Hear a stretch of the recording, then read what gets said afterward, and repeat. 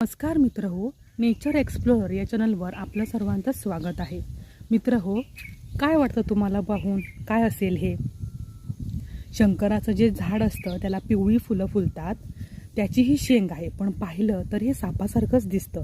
याला सुमारे 25 वर्ष झालेली आहेत.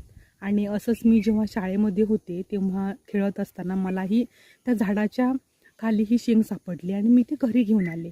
आईने ते असं सापासारखं दिसतं म्हणून देवाऱ्यामध्ये ठेवलं आणि तेव्हापासून ते आजपर्यंत 25 वर्ष त्याला झालेली आहेत. आणि असंच ते आमच्या देवाऱ्यामध्ये आहे. देवाची पूजा करत असताना माझी आई आहे त्याला पुसून वगैरे असं साफ करून ठेवते. पण अजूनपर्यंत तुम्ही आवाज बघू शकता, अजूनपर्यंत त्याच्यामध्ये बिया आहेत, पण त्याला कुठेच कीड वगैरे लागलेली नाही. आता ह्याला तुम्ही निसर्गाची देणगी म्हणू शकता किंवा एक दैवी रूप असंही त्याला तुम्ही समजू शकता. आणि मला हे तुमच्यासोबत शेअर करायला